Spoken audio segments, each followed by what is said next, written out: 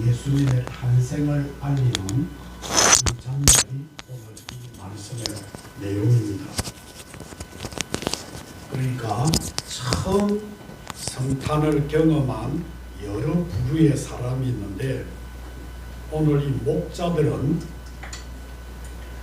캄캄한 밤에 양을 지키다가 천사를 만나고, 그 천사가 전해주는 그 소식을 듣고 자기들이 그렇게 기다리던 그 메시아를 만나게 되어졌다. 이 교훈인데, 오늘 이 말씀을 통해서 현대를 살아가는 우리들은 이 목자를 보면서 우리들도 어떻게 재림의 주를 맞이할 때 어떤 자세로 맞이해야 될 것인가, 그것을 우리에게 교훈해 주는 중요한 이 말씀입니다.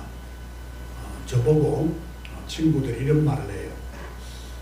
너희 교회는 나이가 많은 사람이 이렇게 많은데, 그래서 제가 우리 교회 나이 많은 사람은 별로 없다니까, 이 동영상에 보니까 나이 많은 사람 많은 것 같은데 우리 나이 많은 사람 없다고? 희한하네. 저걸 나이 많은 사람이 있다라던데 그 나이 많은 사람이 없는가 보다. 그러니까 나이가 들면 아이가 된다 하잖아요. 우리는 막 아만 수두룩하다 이렇게 했습니다. 예, 아이만 수두룩하다. 나이 들면 뭐가 된다? 예, 애가 된다. 그래서 우리 교회는 애 같은 늙은이만 많지,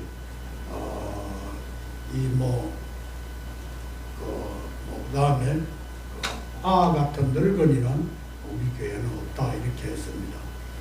저는 오늘 여러분들 정말 늙으면 아이가 된다. 그래서 저는 항상 목회를 할 때 아이들에게 어떻게 내가 설교를 이렇게 내가 해야 될 것인가, 귀에 속속 들어오게 해야 될 것인가. 그러면 아이들은 기억력이 있지만 이 늙은 아들은 기억력이 없어가지고 들어가면 새버립니다. 예, 콩나물에 물 주듯이 그냥 속 이렇게 잃어버리는데, 어떻든 저는 여러분들에게 이 말씀을 통해서 재림의 주를 첫 번째 맞이했던 그 성탄절의 사람들의 교훈을 통해 가지고 다음에 재림할 때 우리들이 어떤 마음의 자세로서 재림의 주를 맞이해야 될 것인가, 거기에 대해서 기도하고, 또 귀에 속속 들어가다가 속 빠지지만은 그래도 빠질 때 뭔가 끈덕이가 있고 콩나물에 물 주면 그게 어떻게 된다고요? 예, 빠지지만 콩나물이 자라듯이 우리 사랑하는 성도들이 믿음이 좀 자라게 해주옵소서. 그런 기도를 한 적이 있습니다. 옛날에 저희 집에 이렇게 있을 때 명절이 되고 이렇게 하면 그 전에 콩나물을 꼭 이렇게 해요. 그러면서 이제 집을 깔고 거기에 이제 콩을 넣고 물을 자꾸 주어요. 물을 주는데 저보고 호영아님 물 주라 이러면 물을 주는데 가만 보니까 속속 빠지니까 내 생각에 구멍을 저게 막으면 이렇게 되겠다 이래 싶었는데, 그 구멍 해가지고 물이 이렇게 쌓이니까 그렇게 저희 할머니가 콩나물 다 썩는다고, 그러니까 이렇게 쑥 부어야 쑥 빠져야 된다고, 그렇게 콩나물이 자란다고. 여러분들 제가 설교를 할 때 자는 사람도 괜찮고 안 자는 사람도 괜찮고 멍 때리는 사람도 괜찮아요.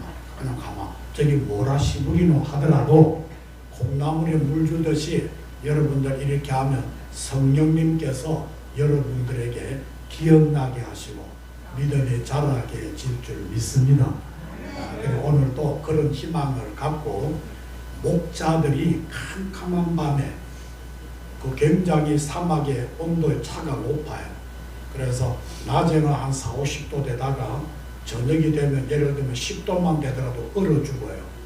그 가운데서 이 추운 가운데서 그래도 혹시 예벌부터 늑대나 다른 짐승으로부터 양을 보호하기 위해서 오돌오돌 떨고 잠을 자지도 못하고 온 귀가 눈을 감았다 할지라도 뭔가 이상한 소리 들고 음매하는 소리가 다르게 들리면 눈을 번쩍 떠서 그 맹수를 내쫓고 양을 지키는 바로 그것이 목자인데, 캄캄한 밤에 낮에 힘든 여정이었지만 밤에 이렇게 눈을 붙이고 있다가 그 이상한 소리가 나서 눈을 떠보니까 천사였습니다.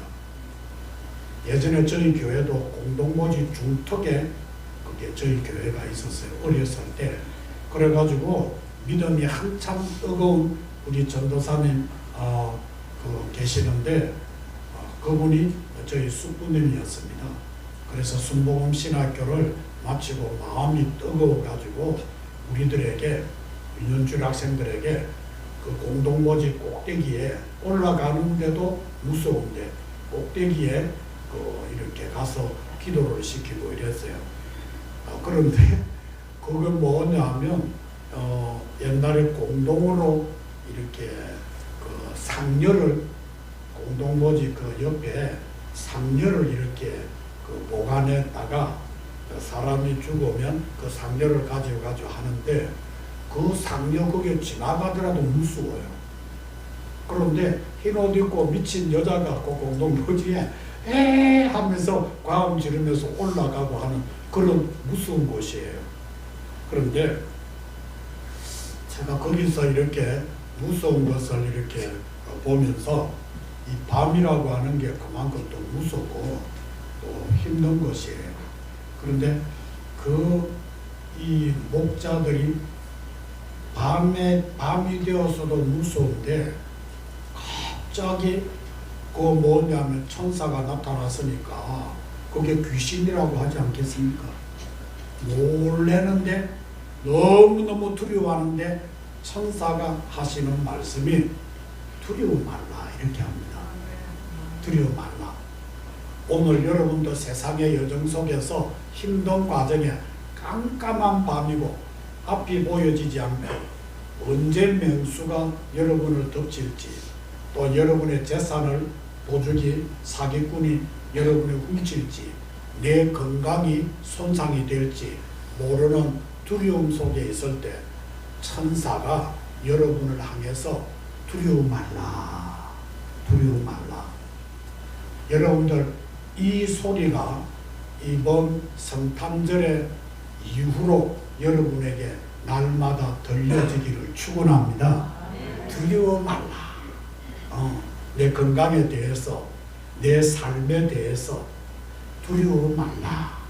왜 두려워 말라? 내가 너를 지켜줄 것이다. 이런 지킴, 보호함을 받는 우리 소리의 성도가 되시기를 진심으로 바랍니다.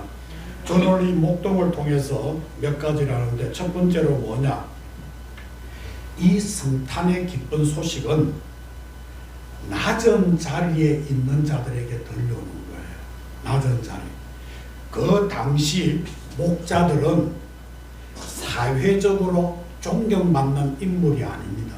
목자들은 존경받는 인물이 아니에요. 종교적으로도 항상 저 목자들은 부정하다 이런 오해를 받았고 사회적으로도 변두리에 밀려난 사람이에요. 그러니까 목자다 하면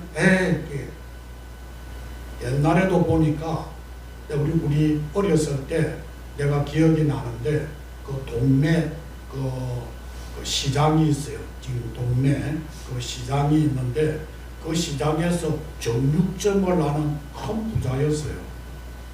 그런데 옛날에 이 정육점을 하면 그 집에 뭐냐 돈이 많더라도 그 집의 사람을 천하게 여기더라고요. 그리고 그 처녀가 그거 뭐냐 하면 정육점 딸이라 해가지고 결혼할 때 그야말로 뭐 이래가지고 그 정육점의 딸이라고 막 이래가 자살했다고 하는 제가 초등학교 다닐 때 그 소리를 들었어요.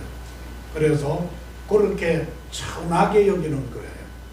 그 집이 아무리 부자더라도 그 정육점 아이야. 정육점 집에 뭐 본 게 있고 들은 게 있고 이 쌍놈이야. 이렇게 하면서 하니까 그 처녀가 결혼 혼기를 앞두고 이렇게 충격을 받아가지고 자살했다고 하는 이런 일이 있는데, 그 당시 목자들이 이렇게 하는 거예요. 이런 취급을 받았고, 심지어는 법정에 설 때 있지 않습니까? 법정에 서면 선서를 하잖아요. 그런데 목자들은 선서를 안 받는다는 거예요. 다시 말하면 저 아이들은 거짓말을 잘한다. 그래서 법정에도 증언도 못해요. 증언도 못해요. 그 사람이 보았다 이라면 증거 수집에 증거 능력이 안 된다는 거예요. 능력이 안 돼요. 그만큼 변두리에 살았고, 종교적으로도 저런 사람이 교회 오나, 그런 사람들은 교회 올 수가 없는 거예요. 천시받았습니다. 그리고 밤에도 쉬지를 못하고 들에서 양을 지키는 사람들이었습니다. 그런데 이렇게 천시받는 사람에게 주의 사자가 나타났고 주의 영광이 그들을 두루 비춘 거예요.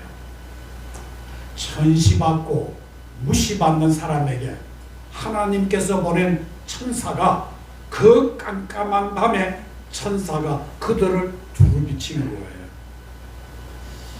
9절에 보니까 두루 비치니까 갑자기 밝은 빛이 하니까 이 목자들이 굉장히 무서워했습니다. 환상이 갑자기, 안 그래도 밤에 무서운데 천사가 펑 나타나니까 이 사람들이 무서워했습니다.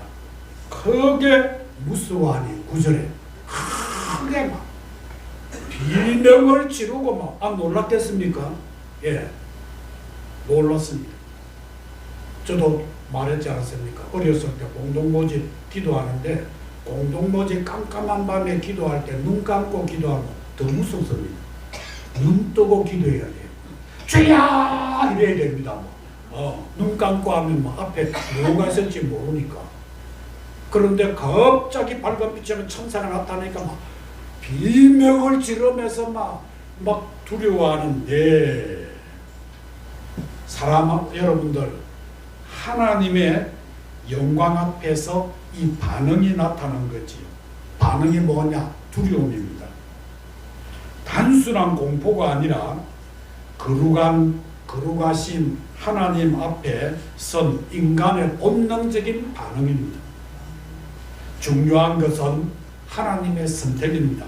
하나님은 가장 낮다고 여겨진 사람들을 가장 먼저 찾아오셨습니다.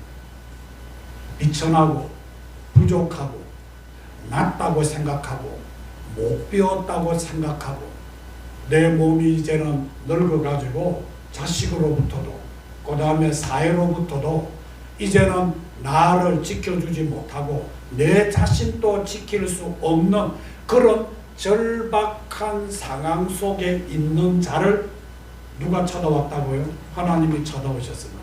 하나님의 사자가 찾아오셨습니다. 오늘날에도 하나님은 화려한 무대보다 지치고 상처 입은 현장을 찾으십니다.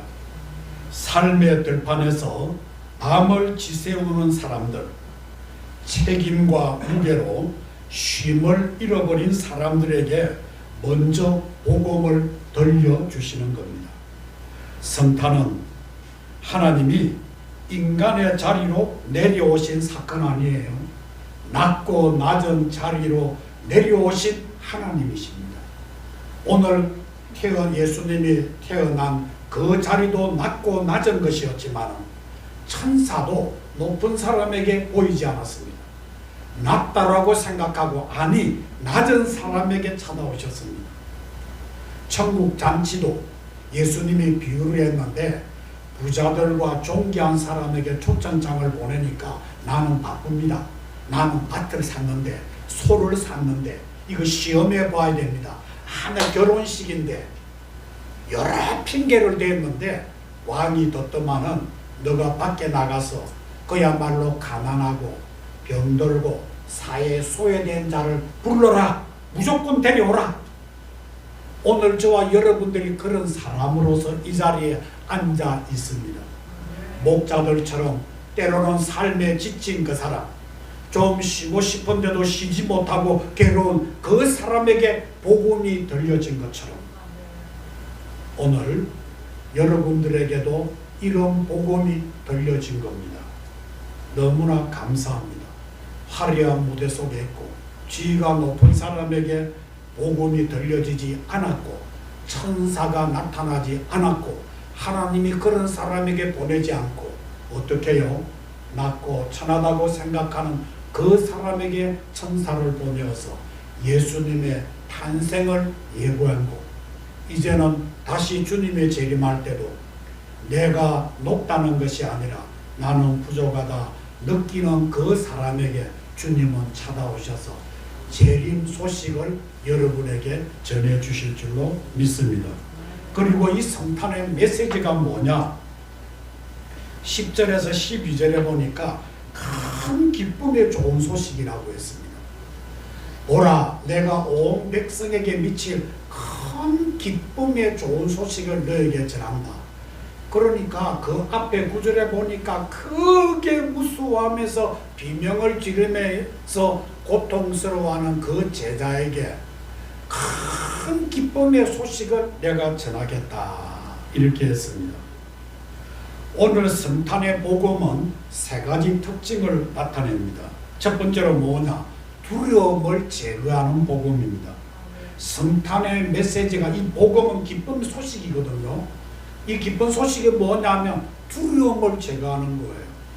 이 세상에 살아가는 모든 사람에게 두려움과 미래에 대한 두려움, 그 다음에 내가 죽음에 대한 두려움, 죽고 난 뒤에 정말로 천국과 지옥이 있다고 하면 나는 과연 천국 가겠는가?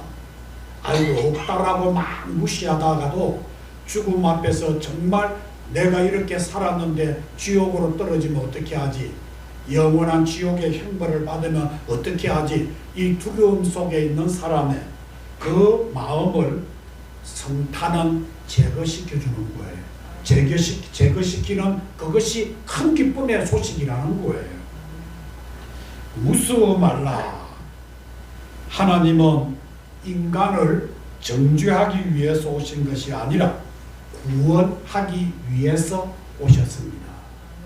하나님이 이 땅에 인간의 몸을 입고 온 것은 이거 잘못했고 저거 잘못했고 고로 너희들은 마치 법원처럼 영원토록 지옥 가라 이게 아니고 인간의 몸을 입고 오신 하나님은 여러분을 정죄하는 것이 아니라 나를 믿으면 너희에게 영생이 있다. 내가 너를 이 사망의 고통에서 어떻게 해요? 두려움에서 내가 건져주겠다. 이것이 기쁜 소식인 거예요. 이 소식이 우리에게 들려진 겁니다. 두 번째로 두려움을 제거하는 복음입니다. 기쁨의 큰 소식입니다. 이 기쁨은 환경의 변화에서 오는 기쁨이 아닙니다. 내가 복권에 당첨됐다. 저도 이게 어디 상점에 가니까 복권을 주더라고요. 그래 막 이 복권을 받으니까 막 심장이 터지는 거예요. 내가 걸리면 내가 아내한테 이야기해야 되나 안 해야 되나.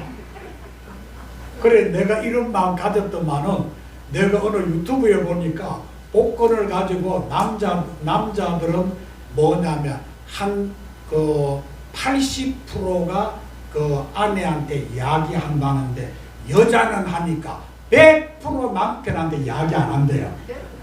여자들은 진짜 독하네.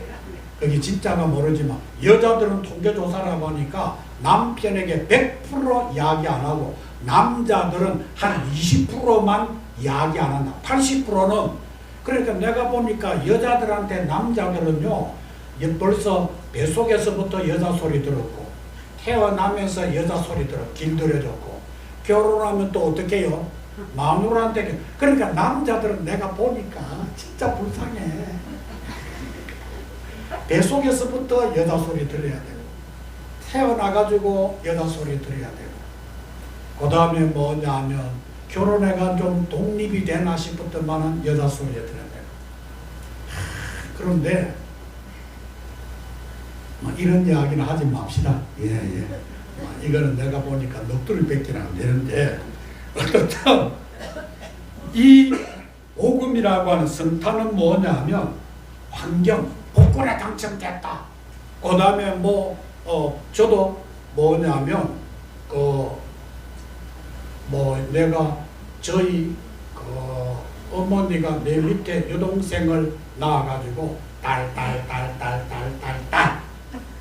그렇게 하고, 그 다음에 내가 결혼했는데 딸 그 다음에 우리 큰딸이 결혼했는데 딸, 둘째 딸이 결혼했는데도 딸.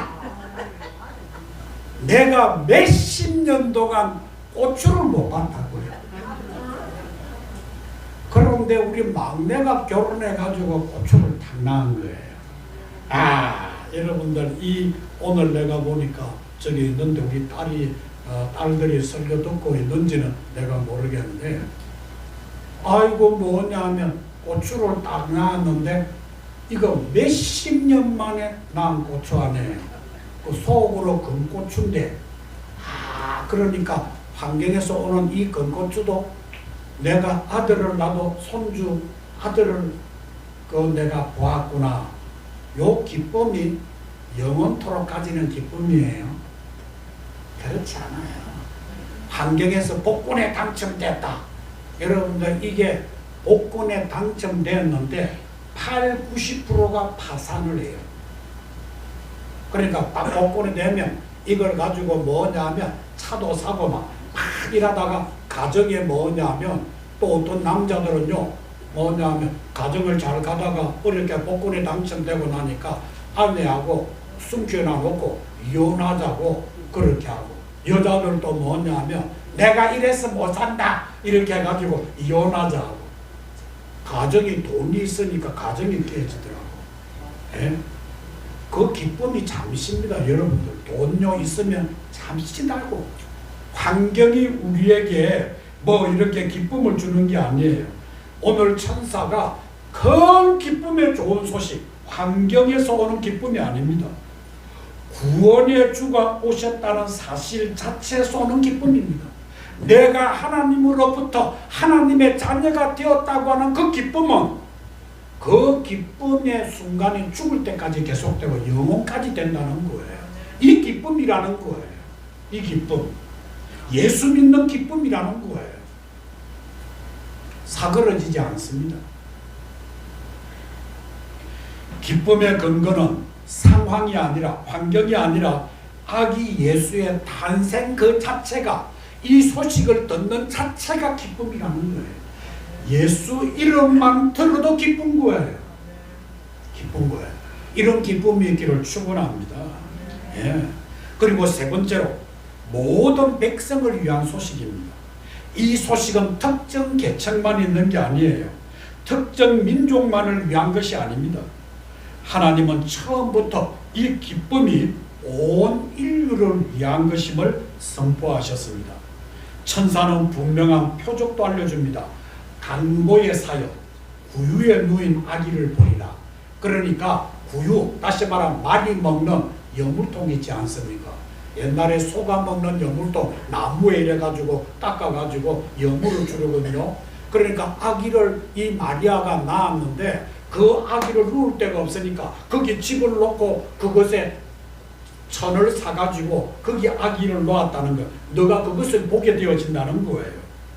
이것은, 이 구원이라고 하는 것은 화려함이 아니라 어떻게 해요? 겸손이었습니다. 왕이신 분이 가장 낮은 모습으로 오셨고, 낮은 모습으로 오신 그것은 또 천하게 여기는 목동에게 보여준 것. 이것은 겸손한 자에게 찾아오신다는 거예요. 겸손한 자에게. 오늘 저와 여러분도 성탄을 맞이해서 별거 아닌데 가문을 자랑하고, 나는 옛날에 손에 물도 안 쥐었다, 나는 이런 좋은 옷을 입고 다녔다, 여러분들 자랑하는 거 의미 없습니다. 옛날에 했다 의미 없습니다. 지금 내가 어떻게 해요? 하나님 앞에 나의 부족을 깨닫고 부족함에도 불구하고 하나님 나를 불러주셔서 하나님의 자녀로 삼아주신 것 생각만 해도 웬일인가. 날 위하여 주 돌아가셨네. 이벌레보다 못한 날 위해 주님 돌아가셨구나 생각하면 눈물을 흘리지만 그 눈물은 후회가 아니라 나를 구원해 주신 은혜의 눈물이요 감사의 눈물. 사랑하는 여러분, 이것이 복음입니다. 복음. 이것이 성탄절에 주시는 메시지입니다. 그리고 목자들은 어떻겠냐? 그 기쁜 소식을 딱 들었을 때 즉각적인 순종을 했습니다. 15절과 16절에 보니까 천사들이 떠난 후에 목자들은 이렇게 말합니다. 이제 베들레헴까지 가서 주께서 우리에게 알리신 바 이 이루어진 일을 보자. 여기서 중요한 것은 지체하지 않았다는 겁니다. 16절을 보니까 빨리 가자. 예. 목자들은 계산하지 않았습니다. 자, 이 목자들이 양을 이렇게 지금 치고 있는데 우리가 가면 이 양 어떻게 할 건가 생각하지 않았습니다. 내가 가고 나면 위험한 일이 당하지 않을까 그것도 없었습니다. 손해는 없는지 따지지 않았습니다. 하나님의 말씀을 듣는 그 순간 그들은 빨리 가서 움직였습니다. 믿음은 듣는 것에서 시작하지만은 순종으로 완성이 된다는 걸 믿으시기를 바랍니다. 오늘 많은 성도들이 말씀을 듣는 데만 멈춥니다. 아, 옳지 그러지만은 행동하지 않습니다. 행동하지 않아요. 주님 앞에 여러분들 결단을 하고 우리가 주의를 잘 지킵시다 라고 하면 내가 그 말을 들었을 때 내가 52주 동안 빠지지 않겠다. 우리가 이 기쁜 소식을 이웃에게 전합시다 라고 하면 그 말을 듣고 내가 복음을 전하는 거예요. 내가 이 기쁜 소식을 내가 전한다. 예수 믿으면 인생이 바뀌어진다. 예수를 믿으면 하나님께서 너의 건강을 지켜주신다. 천국 간다. 만주에 이렇게 살면 너가 영원한 지옥이다. 여러분들 왜 순종하지 않습니까? 말씀은 옳은데 목사가 천사처럼 여러분에게 전하면 그것을 듣고 내가 깨달았다고 하면 빨리 가서 실천하는 거예요. 계산하지 않습니다.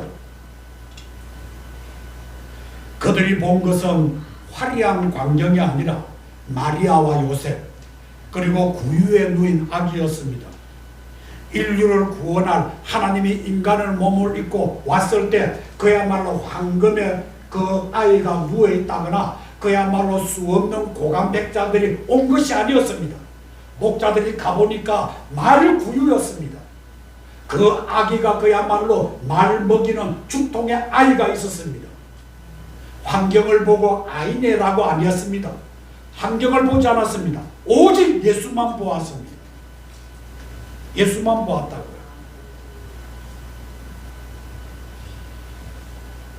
하나님의 구원만 보십시오. 여러분들 이곳에 오셨을 때 말구유처럼 이 교회가 그렇다더라고. 주위를 보면서 아이고 이 교회가 이렇네 보지 마십시오. 하나님이 나를 불러주신 은혜에 감격하십시오. 아기 예수만 보십시오. 말씀만 들으십시오. 주여 내 눈에는 주님만 보이게 해주십시오. 목사가 전하는 이 말씀이 하나님의 말씀처럼 들려지게 해주옵소서. 이것이 성탄의 진정한 의미가 아니겠습니까? 천사가 나타나서 뭐가 요란한 것처럼 우리가 빨리 가서 보자 계산하지 않고 행동으로 옮겨서 막상 와보니까 별 것 없는 환경이었다. 이게 아니었습니다. 오직 그들의 눈에는 구원주 예수만 보였습니다. 이곳에서 주님만 보여지는 소리의 성도가 되시기를 축원합니다. 그리고 이 성탄의 기쁨을 17절과 18절에 보니까 그에 대하여 들은 것을 다 알리니 자기들 목자로서 그 예수님을 보고 난 뒤에 그야말로 열심히 그 모든 것을 다 알렸습니다. 간직한 것만 아니라고요. 성탄을 진정으로 경험한 사람은 전하지 않을 수 없습니다. 전도는 어느 이전의 경험의 결과입니다. 목자들은 신학적으로 정리된 메시지를 전한 것이 아니었습니다. 말을 잘한 것이 아니었습니다. 그들은 자신들이 체험한, 보고 들은 것을 그대로 전했습니다. 천사가 말한 것을 그대로 전했습니다. 성경이 지금 말하는 것을 그대로 전하십시오. 내가 이렇게 저 사람이 이해하겠나 따지지 마십시오. 내가 와서 이 교회 와가지고 기쁜 소식, 나는 교회 가니까 기쁘더라. 근심 걱정이 없더라. 하나님 이렇게 잘해주더라. 할렐루야.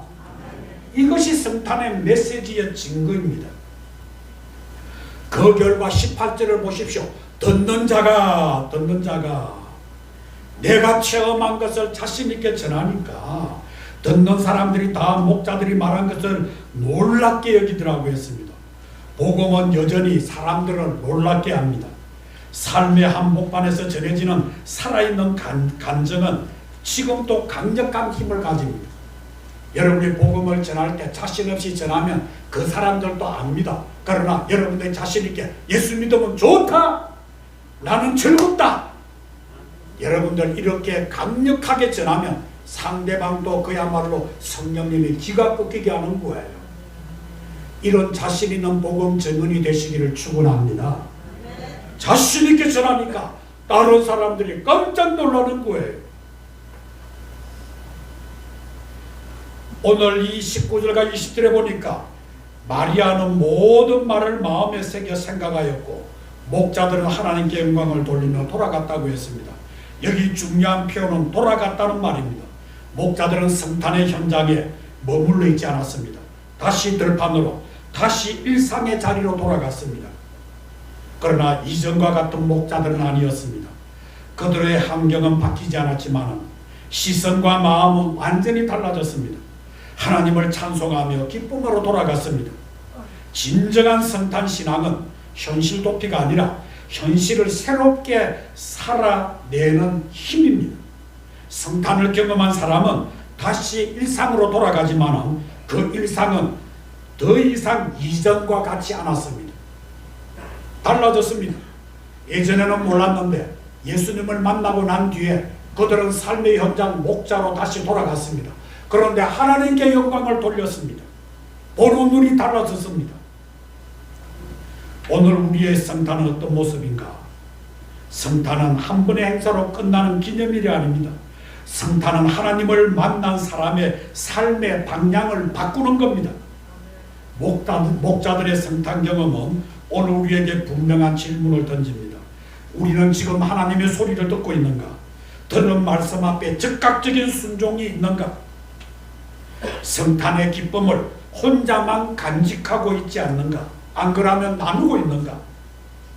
다시 돌아간 일상에서 하나님께 영광을 돌리는 삶을 살고 있는가? 성탄의 주인공은 화려한 사람이 아니라 하나님의 말씀에 반응하는 사람입니다. 오늘 또 하나님은 우리를 들판에서, 우리를 여러 삶의 현장에서 부르고 있습니다. 올 성탄 목자들처럼 말씀을 듣고 직접 들은 것을 찾아가고 내가 본 것을, 은혜 받은 것을 다른 사람에게 전하고 내 삶 속에서 찬송하며 여러분들 이 세상을 향해서 나아가는 성도가 되기를 주님의 이름으로 축원합니다. 기도하겠습니다. 사랑하는 주님, 목자들의 성탄 준비를 보면서 우리들도 내 삶의 현장에서 말씀을 듣고 순종